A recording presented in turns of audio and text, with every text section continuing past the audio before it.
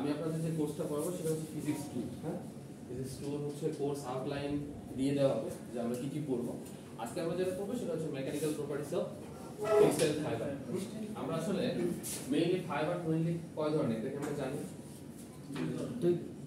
Mainly হচ্ছে fibre দুই ধরনের, তাই না? কি বলেন তো, কি বলতে পারেন ফাইবার কয় ধরনের? ন্যাচারাল, তাই না? একটা হচ্ছে কি ন্যাচারাল আর একটা হচ্ছে ম্যান ফাইবার। ন্যাচারাল আর একটা হচ্ছে ম্যান। এখন দেখেন আরেকটা কথা, এখন হচ্ছে ন্যাচারাল ফাইবার। ন্যাচারাল ফাইবারের মধ্যে ক্লাসিফিকেশন আছে, জানেন কয় ধরনের ন্যাচারাল ফাইবারের মধ্যে ক্লাসিফিকেশন? তিন ধরনের। কে বললো তিন ধরনের? তিন ধরনের, রাইট। কি কি বলেন তো? বাস্ট, একটা হচ্ছে ভেজিটেবল, একটা হচ্ছে মিনারেল, আর একটা হচ্ছে কি অ্যাসবাস্টাস। হ্যাঁ ঠিক আছে। আর আরেকটা জিনিস আপনারা জানেন কিনা, ম্যান মেড ফাইবার অথবা এটাকে কি বলা হয় বলেন তো? Artificial synthetic fibre. Synthetic fibre. আচ্ছা সিনথেটিক ফাইবার। আচ্ছা সিনথেটিক ফাইবারের মধ্যে আরেকটা ফাইবার আছে, সেটা হচ্ছে রিজেনারেট ফাইবার। কি ফাইবার? রিজেনারেট। আচ্ছা এটা সম্পর্কে আমরা ধারণা আছে রিজেনারেট ফাইবারটা কি আসলে? মানে রিজেনারেট শব্দ অর্থ কি বলেন তো? মানে পুনরায় তৈরি হওয়া, তাই না? রিসাইক্লিং যেটাকে বলি আমরা হচ্ছে রিসাইকেল কথা, হ্যাঁ রিসাইকেল হতে পারে।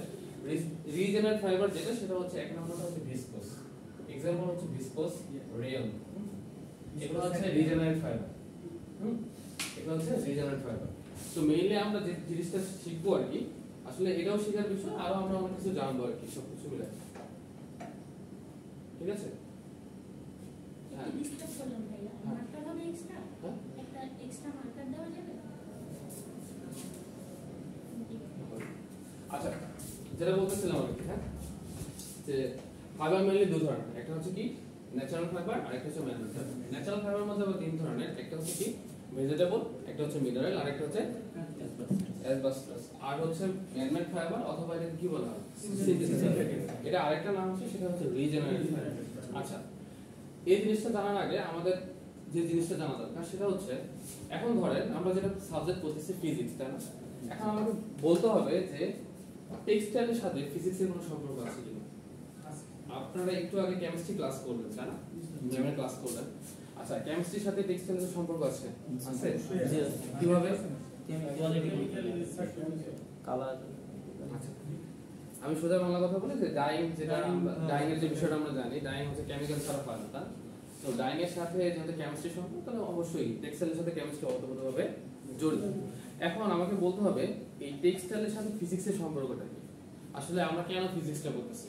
আসলে মেইনলি আমরা যে ফিজিক্স 2 পড়তেছি এটা কিন্তু টেক্সটাইল ফিজিক্স।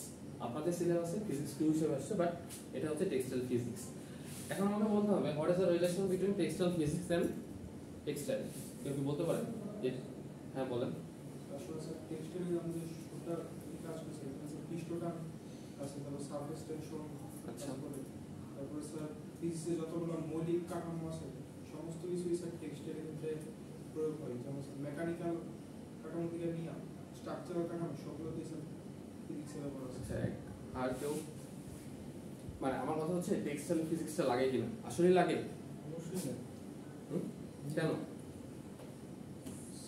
এখানে যে বলবো দুইটা দিক থেকেই লাগে, একটা স্ট্রাকচারাল একটা দিক থাকে, আর একটা হচ্ছে গিয়ে স্যার আমরা বিশেষ করে টেক্সটাইলে ব্যবহার করি হচ্ছে গিয়ে ফাইবার।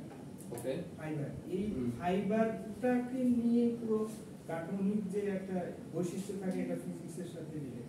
Very good. আর কেউ? আর কেউ? দেখেন আমাদের মেকানিক্যাল প্রপার্টিজ অফ টেক্সটাইল ফাইবারের কথা বলা হচ্ছে, শুধুমাত্র ফাইবার না, ফাইবার হবে, ইয়ার্ন হতে পারে, ফেব্রিক হতে পারে, সবগুলোর সাথে ফিজিক্সের সম্পর্ক আছে। তো এটাও পরীক্ষা থাকতে পারে, what is the relation between textile physics and textile, অথবা ফিজিক্স এন্ড টেক্সটাইলের সম্পর্কটা কি, কেন গুরুত্বপূর্ণ, এরকম টাইপের কোশ্চেন পরীক্ষা থাকতে পারে।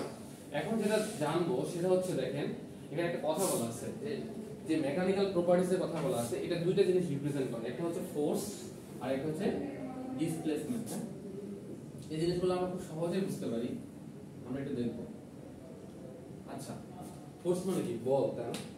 এর আগে আমরা একটু ফিজিক্স 1 এ ফিরে আসি। আমরা গত ক্লাসগুলোতে আমরা সেমিস্টারে দেখছিলাম কাজ কাকে বলে, মনে আছে কারো? ওয়ার্ক কাকে বলে? বাংলার বস্তুর অবস্থা কারো যদি মনে না থাকে আমি একটু আবারও বলি। ধরেন এ আর বি, তাই না?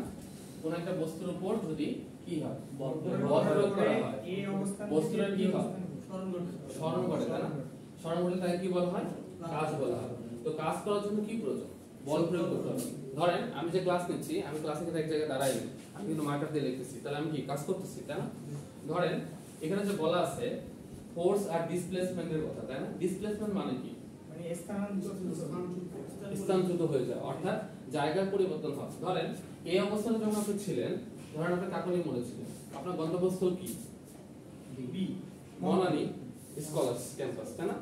ধরেন এই অবস্থানে আপনার হচ্ছে মূল বিন্দু 0, তাই না? এখান থেকে কি আপনি হেঁটে হেঁটে আসছেন, আপনার শরীরে বল প্রয়োগ করেছেন না? না, তো আপনি হাঁটতে পারতেন না। বল প্রয়োগ করে কি বি অবস্থানে আসছেন স্কলার্স ক্যাম্পাসে। এটা কি হলো? তাহলে কোন একটা বস্তুর উপর যখন আপনি বল প্রয়োগ করলেন, অর্থাৎ কি হলো? জায়গার পরিবর্তন হলো। এই জায়গার পরিবর্তনকে কি বলা হয়? ওয়ার্ক বলা হয়, তাই না? তো মেকানিক্যাল প্রপার্টিজ এখানে যেটা বলা হচ্ছে, মেকানিক্যাল প্রপার্টিজ মেইনলি দুইটা জিনিস নির্দেশ করে, একটা কি ফোর্স আর একটা হচ্ছে ডিসপ্লেসমেন্ট। ফোর্স আর একটা ডিসপ্লেসমেন্ট। আমরা টেক্সটাইলের ভাষায় যখন আমরা কথা বলি, আমি একটু টেক্সটাইলের ভাষায় ফিরে আসি, সেটা হচ্ছে আমরা ইয়ানকে সবাইকে চিনি, তাই না? ইয়ান, ইয়ানের স্ট্যান্ড নাম শুনছেন? আমরা বলি না সুতার স্ট্যান্ড কম, সুতার স্ট্যান্ড বেশি। আমরা যারা টেক্সটাইলে গার্মেন্টস জব করি, গার্মেন্টস সেকশনে যারা সুইং করা হয়, না সুইং এর ক্ষেত্রে কি দেখা হয়? সুতার স্ট্যান্ডটা কেমন, তাই না? সুতা কেমন? আচ্ছা, আমাকে কেউ কি বলতে পারেন কটন, পলিস্টার এবং লাইলন এই তিনটা সুতা আমি কিভাবে চিনবো?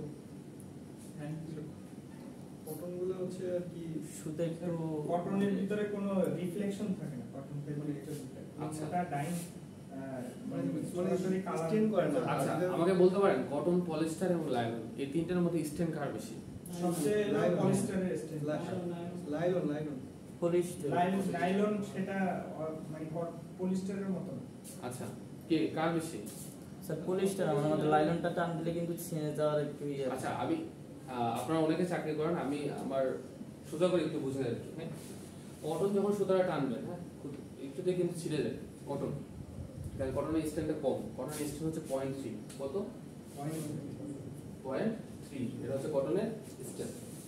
পলিস্টার সুতরাং দেখবেন যখন টানবেন, হাত আপনার হচ্ছে হাতের আঙ্গুল দেখবেন যে কেটে যাওয়ার মতো স্ট্যান্ড কিন্তু আছে, দেখছেন? আরেকটা এখান থেকে আরেকটা জিনিস শিখতে হবে, প্রত্যেকটা জিনিস একটু রিলেটেড করার চেষ্টা করবেন। কোনো জায়গায় বুঝতে সমস্যা না আমাকে বলবেন। এখান থেকে যে জিনিসটা শিখবো সেটা হচ্ছে এলাস্টিসিটি। কি এলাস্টিসিটি? আচ্ছা, এলাস্টিসিটি কি বলেন তো, কি বলতে পারেন? স্থিতিস্থাপকতা, একটা বস্তুকে যদি বল প্রয়োগ করার পর করেন বা বল প্রয়োগ করেন, অর্থাৎ সেক্ষেত্রে কোন একটা বস্তুকে টেনে যদি আমি লম্বা করি, যদি আমি ছেড়ে দেই, সেটা যদি পুনরায় পূর্বাবস্থায় ফিরে আসে, তাকে কি বলা হয়? Elasticity। বা স্থিতিস্থাপকতা, তাই না? এটাকে আমরা জানি। জি স্যার ধরেন একটা রাবার এবং লোহা, এটার মধ্যে কোনটা বেশি স্থিতিস্থাপক? Rubber rubber. কেন? কারণ ওটা বল প্রয়োগ করার পর ছেড়ে দিলে পূর্বের অবস্থায় ফিরে আসবে। মানে অনেকটা ফ্লেক্সিবল। রাবার কিন্তু ফ্লেক্সিবল, লোহা কিন্তু ফ্লেক্সিবল না, মানে নমনীয় বা তন্তু বস্তু না। কারণ যখন একটা রাবারকে টানা হয়, এটা কিন্তু লম্বা করে কিন্তু অনেক বড় হয়ে যায়, আবার ছেড়ে দিলে পূর্ব অবস্থায় ফিরে আসে। মানে এলাস্টিসিটি হওয়ার শর্তই হচ্ছে পূর্ব অবস্থায় ফিরে আসতে হবে। লোহা কি পূর্ব অবস্থায় ফিরে আসে? না স্যার আসে না, আসে না কিন্তু। তাহলে যদি কোনো পরীক্ষায় প্রশ্ন আসে লোহা এবং রাবারের মধ্যে কোনটি বেশি স্থিতিস্থাপক, তো কি হবে? রাবার। পাওয়া যাবে পরীক্ষায়, এগুলো কিন্তু বসি। এখন আসেন এলাস্টিসিটি আমরা জানলাম, আরেকটা টার্ম শিখবো, সেটা হচ্ছে এলাস্টিক লিমিট। কি শিখবো? Elastic limit. আচ্ছা, এলাস্টিক লিমিট কি বলেন তো? মানে সর্বোচ্চ মান এবং সর্বনিম্ন মান। এলাস্টিক লিমিট বলতে কি বোঝায়? স্থিতিস্থাপকতার সর্বোচ্চ এবং সর্বনিম্ন মানের ডিফারেন্স। অর্থাৎ এলাস্টিক লিমিট বলতে বোঝায় যে কোনো একটা বস্তু কত বল প্রয়োগ করে বস্তুটা ছিঁড়ে যাবে, তাই না?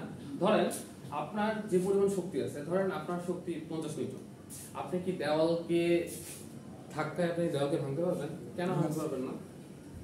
তার রিজনটা হচ্ছে দেওয়ালে যে পরিমাণ বল প্রয়োজন সেই পরিমাণ বল আপনি প্রয়োগ করতে পারেন না। আপনার নির্দিষ্ট একটা বল আছে, তাই না? ধরেন আপনি 50 নিউটন এর একটা বস্তু চাপতে পারবেন, আপনাকে 100 নিউটন একটা বস্তু দেওয়া হলো, আপনি চাপতে পারবেন?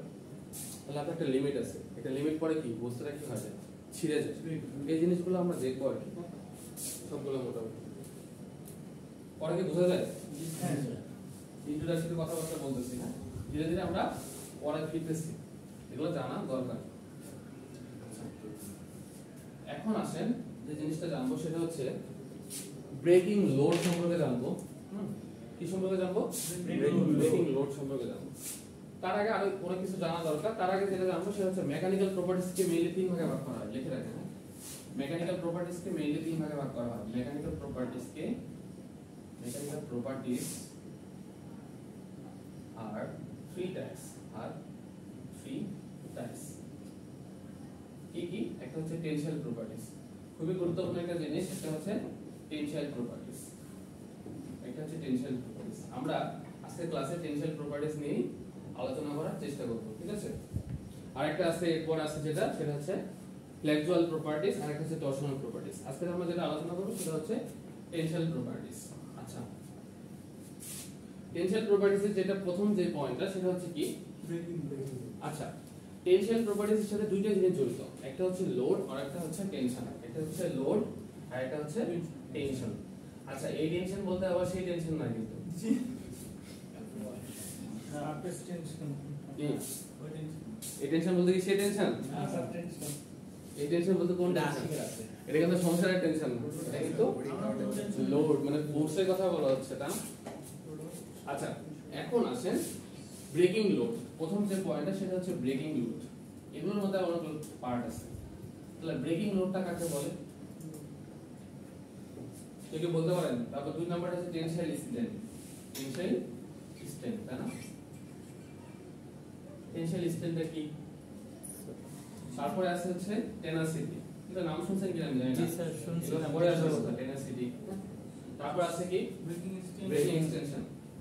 Breaking extension. এগুলো তো ট্রাম দেখলে বোঝার কথা। ব্রেকিং এক্সটেনশন মানে কি? আচ্ছা, ধরেন সোজা বাংলা কথা বলি, সবগুলোতে আসতেছি। প্রথম আসি ব্রেকিং এক্সটেনশন। আচ্ছা, আমাকে কি এক্সাম্পল দিতে পারবেন ব্রেকিং এক্সটেনশনের? অর্থাৎ কোন একটা বস্তুর উপর যখন বল প্রয়োগ করা হয়, আমরা একটু আগে দেখলাম এলাস্টিসিটি, এলাস্টিক লিমিট, এগুলো সম্পর্কে আমরা জানলাম। এখন ব্রেকিং এক্সটেনশন, যখন কোনো একটা বস্তুর উপর বল প্রয়োগ করা হচ্ছে, মাস্ট বি ফোর্স প্রয়োগ করতে হবে, ফোর্স বা টেনশন প্রয়োগ করতে হবে। যদি ফোর্স বা টেনশন প্রয়োগ করা হয়, এক্সটেনশন মানে হচ্ছে বস্তুটা আমরা একটু আগে বললাম না, বাড়বে।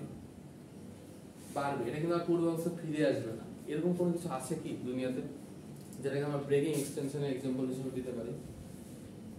মানে কোনো একটা বস্তুর উপর ফোর্স প্রয়োগ করতেছে, বস্তুটা বাড়তেছে, মানে এক্সটেনশন হচ্ছে। এরকম কোনো এক্সাম্পল আছে কিনা? রাইট, আমি এই জিনিসটা জানতে চাচ্ছিলাম। দেখো, ব্রেকিং এক্সটেনশনের গুরুত্বপূর্ণ একটা উদাহরণ হচ্ছে লোহা, তাই না? লোহাকে যতই তুমি হচ্ছে ফোর্স প্রয়োগ করো, লোহা কি হয়?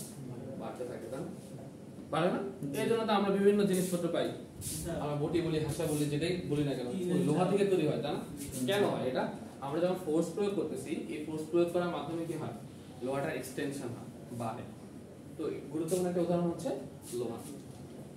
ঠিক আছে, এই জিনিসগুলো জানতে হবে। এখন আসেন আমরা হচ্ছে ধীরে ধীরে সংজ্ঞায় যাই। হ্যাঁ, প্রথম হচ্ছে যেটা শিখবো সেটা হচ্ছে লোড, ব্রেকিং লোড। তাহলে ব্রেকিং লোড কাকে বলে? ব্রেকিং লোড কাকে বলে? যে কোন একটা বস্তুর উপর ফোর্স প্রয়োগ করে বস্তুটা কি ছিঁড়ে যায়, সেটাকে কি বলা হয়? Breaking load. দেখেন, the load required to break a specimen is termed as breaking load. কোন একটা স্পেসিমেন মানে কি? কোন একটা বস্তু কি হয়, বস্তুর উপর বল প্রয়োগ করলে বস্তুটা ছিঁড়ে যায়, সেটাকে বলা হচ্ছে ব্রেকিং লোড বলা হয়। এই ব্রেকিং লোডটাকে এক্সপ্রেস করা হয় কি কি দ্বারা বলেন তো? এটা লাগবে কিন্তু কিলোগ্রাম, গ্রাম, তারপর কি পাউন্ড আর নিউটন। এই জিনিসগুলো কোথায় আসবে? আপনাদের ল্যাব আছে না, ফিজিক্স 2 ল্যাব আছে, এই ল্যাবে কুইজে প্রশ্নটা আসবে যে ব্রেকিং লোডকে এক্সপ্রেস করা হয় কি দ্বারা। লিখে রাখেন, মনে থাকবে না আপনাদের। পরে আবার বলবেন স্যার কিছু কুইজের প্রশ্ন দেন। কুইজের কোনো প্রশ্ন এক্সপেক্ট করে দেওয়া হবে না, এখন ক্লাসে যা হবে তাই। তাহলে হচ্ছে কি ব্রেকিং লোডগুলো এক্সপ্রেস করা হয় কি দ্বারা? একটা হচ্ছে কিলোগ্রাম, একটা হচ্ছে গ্রাম, একটা হচ্ছে পাউন্ড, আর একটা হচ্ছে নিউটন। পাউন্ডকে প্রকাশ করা হয় এলবি দ্বারা, হ্যাঁ, নিউটন। তারপর হচ্ছে কি কিলোগ্রাম তো জানেনই, গ্রাম, আর হচ্ছে কি পাউন্ড তো বললাম, আর নিউটন তো নিউটন। ঠিক আছে, মনে থাকবে। তা লোড প্রথম এক নাম্বারটা হচ্ছে ব্রেকিং লোড কাকে বলে, এর জন্য প্রত্যেকটা সংজ্ঞায় লাগবে। তো ব্রেকিং লোড কাকে বলে? আরেকটা জিনিস মনে রাখতে, ফিজিক্স 2টা অনেক সোজা, কিছু সংজ্ঞা বেশি আছে, সংজ্ঞাগুলো একটু মুখস্থ রাখতে হবে। খুবই টেকনিক্যাল, সিম্পল। আমাকে বুঝাইতে পারলে হয়েছে যে আসলে জিনিসটা কি। এরকম হুবহু লিখতে হবে এমন কোনো দিনও আমি বলি না। যদি আমাকে বুঝাতে পারেন যে এটা ব্রেকিং লোড, ঠিক আছে, নাম্বার পেয়ে যাবে। The load required to break a specimen is termed as breaking load, ঠিক আছে। এখন আসেন গুরুত্বপূর্ণ যেটা, সেটা হচ্ছে টেনসাইল স্ট্রেংথ। এটা খুবই গুরুত্বপূর্ণ। মাঝে মাঝে আমরা দেখি ইন্ডাস্ট্রিতে আমরা যখন সুইং করি অনেকগুলো ববিন থাকে, তাই না? পলিস্টার ববিন থাকে, কটনের ববিন থাকে, লাইলনের ববিন থাকে। মানে এমন না যে আমি শুধু কটন নিয়ে তৈরি করতেছি, কারণ হচ্ছে মিক্স থাকে। আমরা এর আগে দুটো টার্ম সম্পর্কে আমরা জানছিলাম, একটা হচ্ছে কি পিসি আর একটা হচ্ছে সিবিসি। এটা হচ্ছে কি পিসি আর হচ্ছে সিবিসি। পিসি মানে কি, যারা টেক্সটাইল চাকরি করে, পিসি মানে কি? পিসি মানে হচ্ছে পলিস্টার কটন, তাই না? পলিস্টার কটনের ক্ষেত্রে পলিস্টারের পরিমাণটা থাকে সবথেকে বেশি, সেই পরিমাণটা হচ্ছে 65।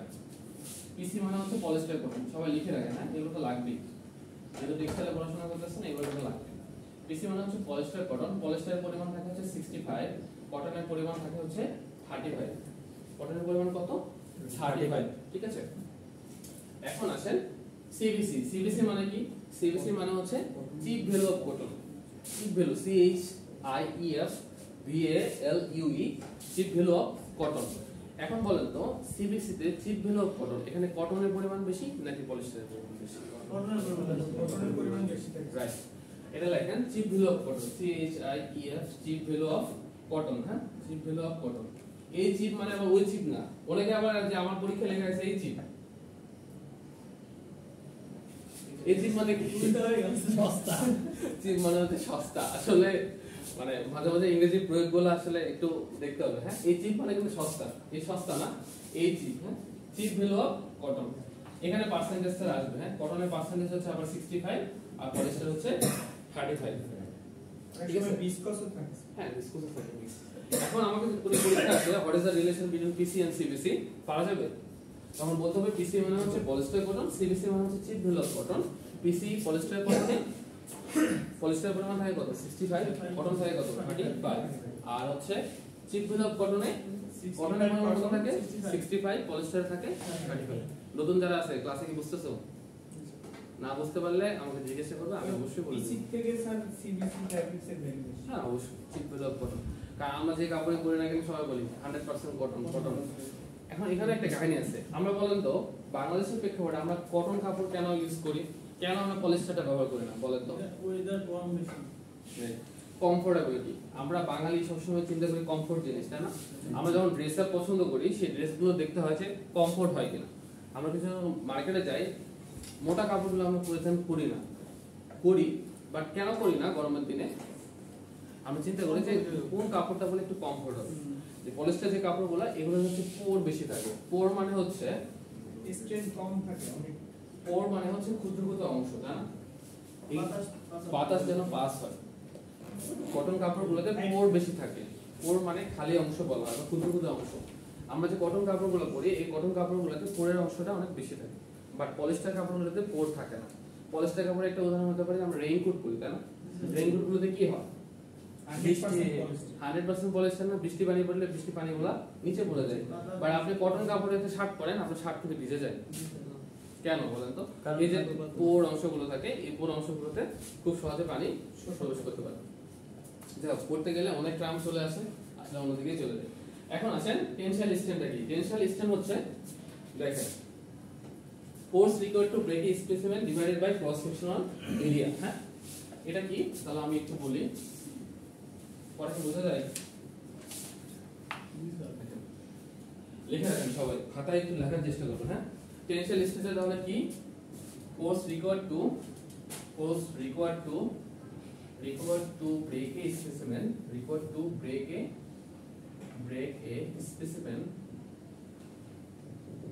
divided by cross sectional area. আচ্ছা, এই ক্রস সেকশনাল এরিয়া বলতে কি বোঝায় বলেন তো? এরিয়া কি বোঝায়? হ্যাঁ, ক্ষেত্রফল। মানে একটা এরিয়ার মধ্যে একটা বস্তু বা ভাঙতে যে পরিমাণ বলের প্রয়োজন হয় সেটাকে বলা হয় টেনসাইল স্ট্রেন্থ। যেমন ধরেন কটনের টেনসাইল স্ট্রেন্থ ধরেন 0.3। এখন যদি 0.3 এর উপরে যদি এর উপর স্ট্রেন্থ দেন নিতে পারবে কটন? ছিঁড়ে যাবে না? তো প্রত্যেকটা বস্তুরই একটা স্ট্রেন্থ আছে। আপনারও যেমন আছে আমার আছে। ধরেন আমার হচ্ছে ওয়েট হচ্ছে 75, ঠিক আছে। আমাকে যদি বলা হয় যে 2 মণ ওজনের একটা বস্তু চালার জন্য আমি পারবো, কিন্তু কষ্ট হবে, তাই না? 2 মণ মানে কি 80 কেজি, মানে আমার পারা উচিত। বাট আমাকে যদি বলা হয় 100 কেজি বস্তু তুলতে, আমার জন্য একটু কষ্ট হবে না? পারবো না, তাই না? এরকম একটা জিনিস বোঝায়।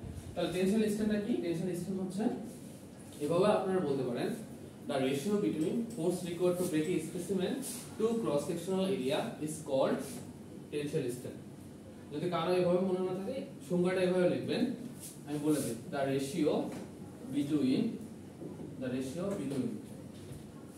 ratio between force required to break a specimen to cross sectional area is called tensile strength. পারা যাবে? মানে যে সংখ্যাগুলো আছে আমরা সব সময় রেশিও দ্বারা প্রকাশ করি। এটা কিন্তু একটা রেশিও, তাই না? এটা কিন্তু একটা রেশিও। সো কি বললাম? টেনসাইল স্ট্রেংথ কাকে বলে? The ratio between force required to break a specimen to cross sectional area is called tensile strength. Clear? পারা যাবে?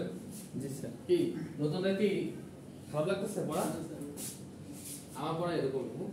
অনেক কিছু টার্ম জানতে পারবেন, শুধু যে যতটুকু আছে এতটুকুই সীমাবদ্ধ না, অনেক কিছু জানতে পারবেন। ক্লিয়ার?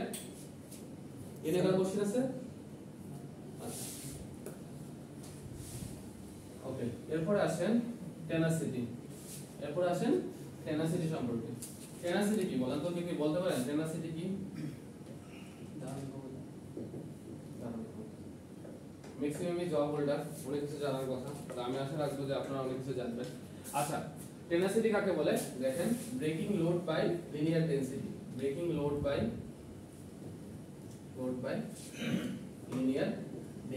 লিনিয়ার ডেনসিটি, তাই না? এখন আসেন ডেনসিটি মানে কি বলেন তো? ঘনত্ব কাকে বলে? কি জানেন ডেনসিটি কি? রাইট। দেখেন, ডেনসিটিকে আমরা প্রকাশ করি হচ্ছে রো দ্বারা। কি দ্বারা প্রকাশ করি? রো দ্বারা। রো ইকুয়াল টু m/v, অর্থাৎ একক আয়তনে কোনো বস্তুর ভরকে ঘনত্ব বলা হয়। ডেনসিটি মানে কি? ঘনত্ব। ঘনত্বকে প্রকাশ করা হয় রো দ্বারা। ডেনসিটি কাকে বলে? একক আয়তনে কোনো বস্তুর ভরকে কি বলা হয়? ঘনত্ব বলা হয়। রো ইকুয়াল টু কি জানি? Rho equal to m/v। v মানে হচ্ছে ভলিউম, m মানে হচ্ছে মাস।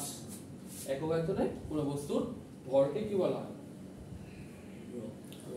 ঘনত্ব বলা হয়। ক্লিয়ার? এখন আসেন টেনাসিটি কাকে বলে? The ratio between breaking load to linear density is called tenacity. Tenacity কে আবার এক্সপ্রেস করা হয় কি দ্বারা? দেখেন, গ্রাম পার টেক্স এক্সপ্রেস করা হয় কি দ্বারা? দেখেন, গ্রাম পার টেক্স, গ্রাম পার ডেনিয়ার। অনেকে যেহেতু আপনারা নতুন ক্লাসে, অনেকে জানি না টেক্স কি, ডেনিয়ার কি, তাই না? এটা জানার জন্য আমাদের আরেকটা জিনিস জানা দরকার, সেটা হচ্ছে কাউন্ট। কাউন্ট কি?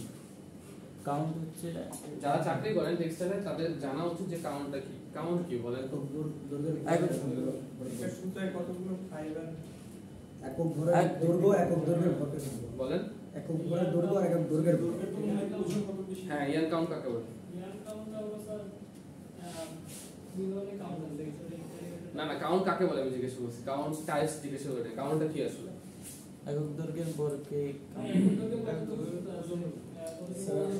আসলে মেইনলি কাউন্ট কি নির্দেশ করে? সুতা কতটা চিকন আছে? রাইট, এক্স্যাক্টলি, আমি এটা জিজ্ঞেস করছি। কাউন্ট কি? যদি আমি বলি, count is a numerical value which express the unit course or final. কি বললাম? Count is a numerical expression. Which indicate unit course or final. অর্থাৎ সুতাটা মোটা নাকি চিকন, কোর্স অর হচ্ছে ফাইনাল, সেটা নির্দেশ করে। গুরুত্বপূর্ণ একটা টার্ম। তোমার সুতা যদি তুমি না চিনো এটা মোটা নাকি চিকন, তাহলে তুমি কিন্তু বুঝতে পারবে না। কারণ হচ্ছে নিটিং, আমরা কাপড়ের কথা বলি, অনেক ধরনের কাপড় আছে, তাই না? আমরা যখন আরো বড় হবে তখন ফেব্রিক স্ট্রাকচার পড়বো। ফেব্রিক স্ট্রাকচারে দেখা যায় যে অনেক ধরনের কাপড় আছে, যেমন টুইল আছে, ডায়মন্ড আছে, ডায়াপার আছে। এই জিনিসগুলো কিন্তু চিনতে অসুবিধা হবে। গুরুত্বপূর্ণ যে টার্মটা সেটা হচ্ছে কাউন্ট কি।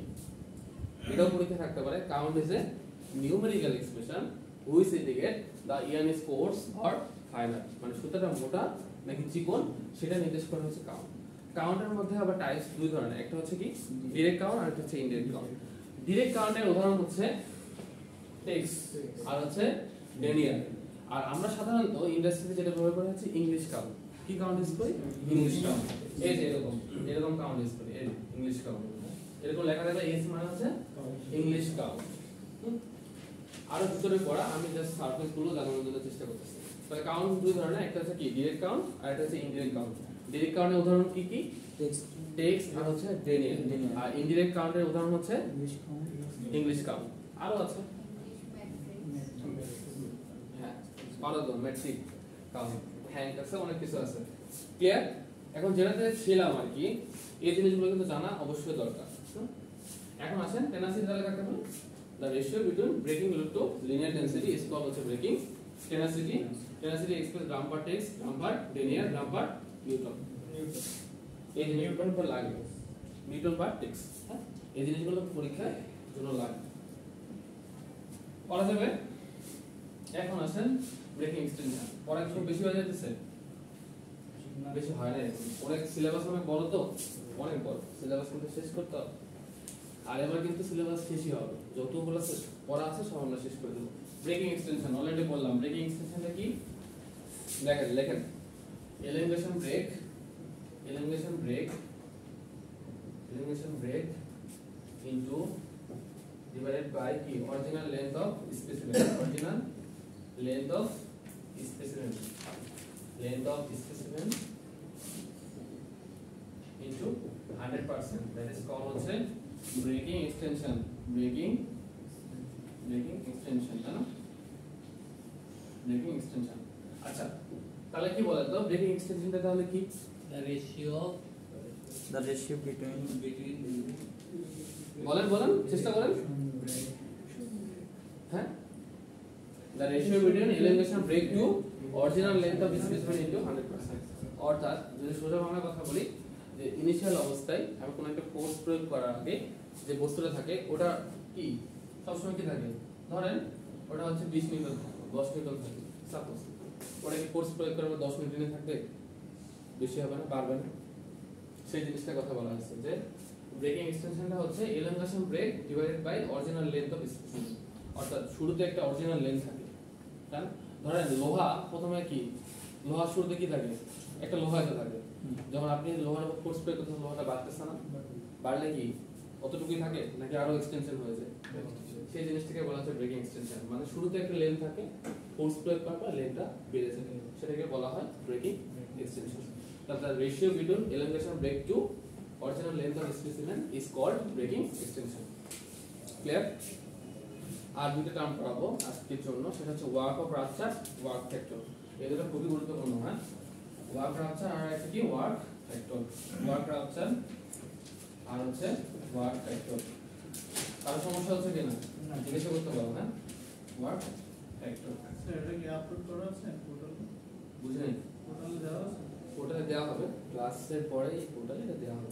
এখন আসেন ওয়ার্ক রাপচারটা কি? আচ্ছা, এখন ধরেন আমরা কি করি বলেন তো? আমরা এর সম্পর্কে ধারণা আছে তো সবার, ইফিসিয়েন্সি, তাই না? ইফিসিয়েন্সি মানে কি বলেন তো? কর্মদক্ষতা। কর্মদক্ষতা। ধরেন আমার আপনার কাজের দক্ষতা কি 100%? না স্যার।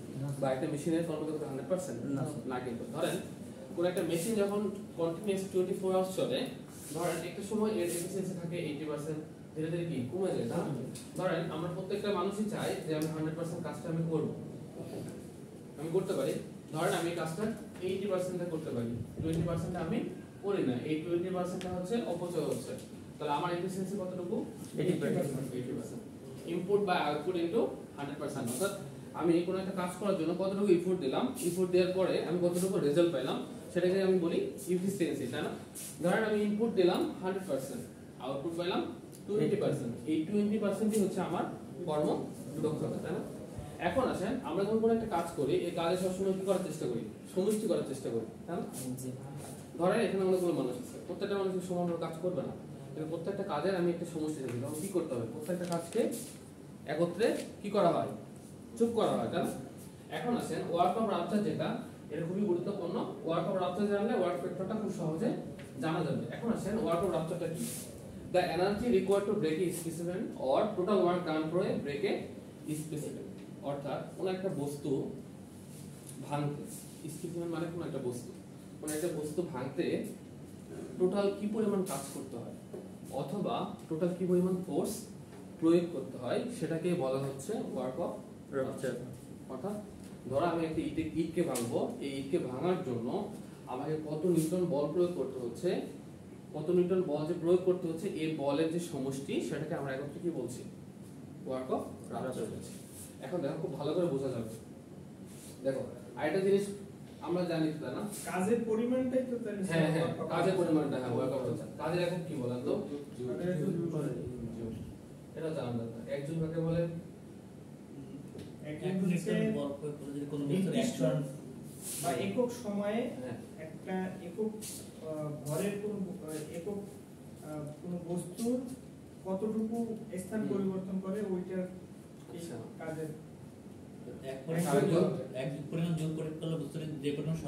ঝুল তো ঝুলি কাকে ঝুল বলে, এক নিউটন বল, এক ঠান্ডা নিউটন বল। বল, এখানে এক নিউটন বল। এনার্জি বস্তুর উপর যে 1 নিউটন বল প্রয়োগ করা হয়।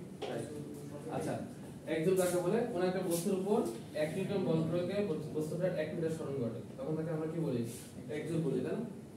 1 নিউটন বল প্রয়োগ করতে হবে বস্তুটার 1 মিটার সরণ ঘটে, তখন তাকে কি বলা হয়, এক জুল বলা হয়। 20 জুল কাকে বলে, এরকম বলছিলাম যে কোন একটা বস্তুর উপর এই নিউটনটা ফিক্স থাকবে, ওটাকে আমরা বলবো যে 20 নিউটন বল প্রয়োগের পরে বস্তুটা 1 মিটার সরণ ঘটে, এমন না 20 নিউটন 1 নিউটন বল প্রয়োগের ফলে 20 মিটার সরণ হবে, তখন তাকে আমরা কি বলি, 20 জুল বলি। মনে থাকবে তাহলে কি বলি বলেন তো, একজন কাকে বলে, কোন একটা বস্তুর উপর 1 নিউটন বল প্রয়োগ ফলে 1 মিটার সরণ হবে, তখন তাকে কি বলা হয়, 1 জুল বলা হয়। আর 20 জুল কাকে বলে, কোন একটা বস্তুর উপর যদি 1 নিউটন বল প্রয়োগ করি তাহলে বস্তুটা 20 মিটার সরণ হবে, তখন তাকে কি বলা হয়, 20 জুল বলা হয়। এখন দেখেন ওয়ার্ক অফ রাপচারটা আমি একটু দেখে নেই, হ্যাঁ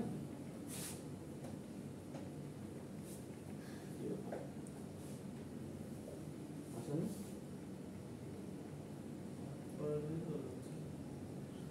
পরেতে চলে এসেছে। আচ্ছা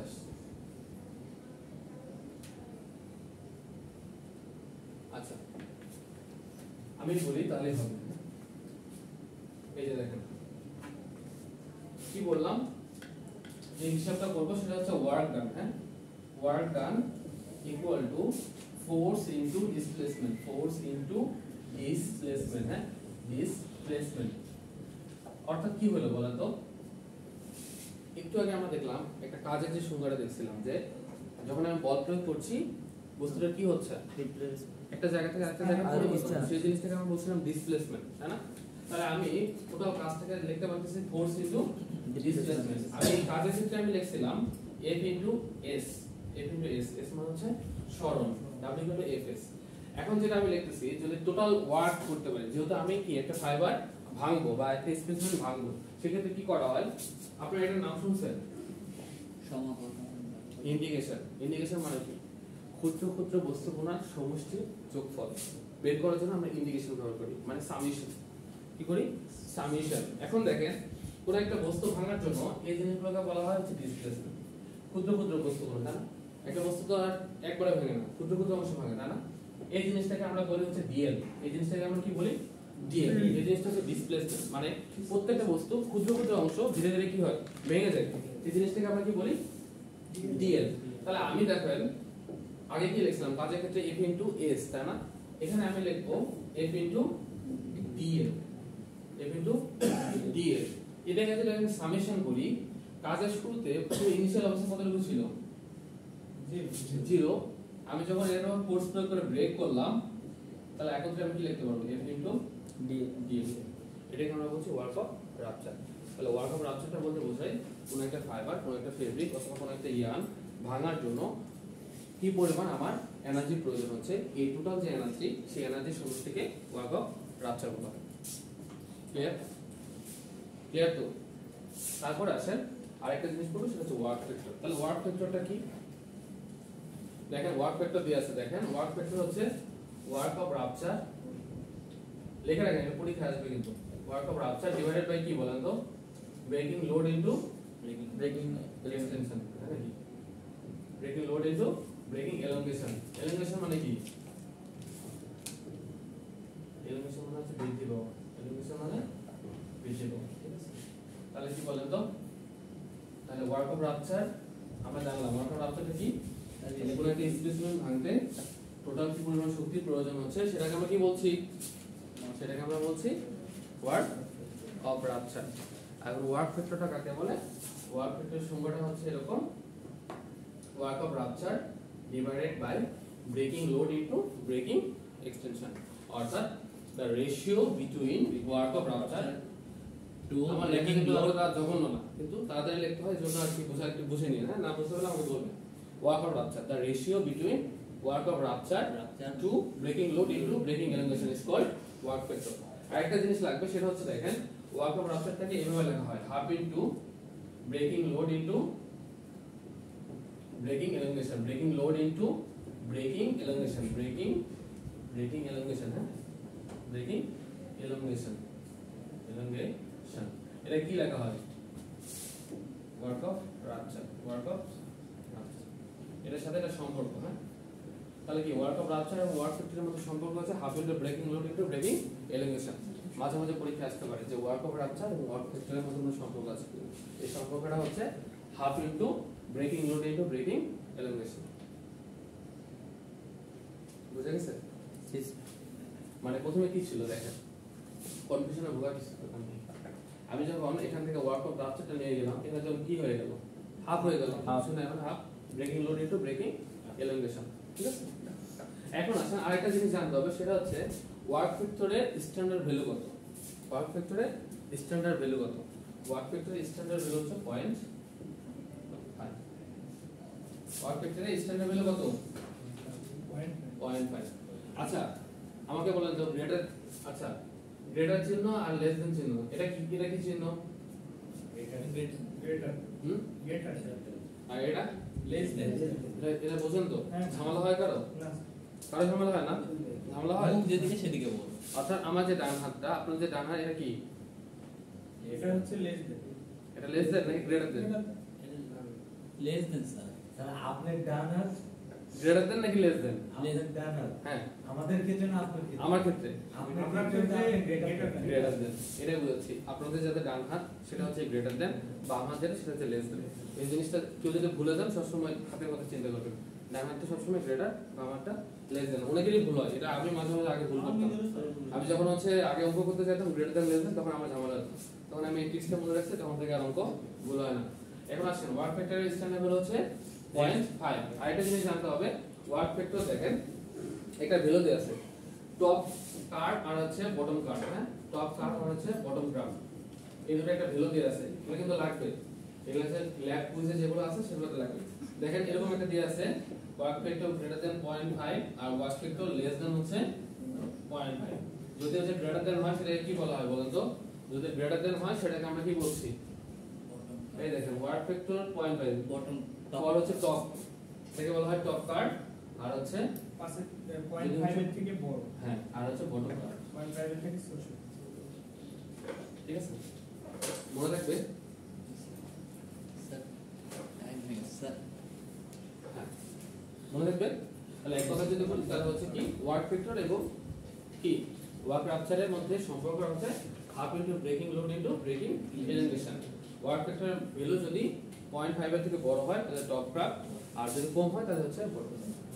এর মধ্যে কোনো প্রশ্ন আছে কিনা জিজ্ঞেস করতে পারেন, তাই না? আছে? আচ্ছা আজকে এই পর্যন্ত। হ্যাঁ, থ্যাংক ইউ।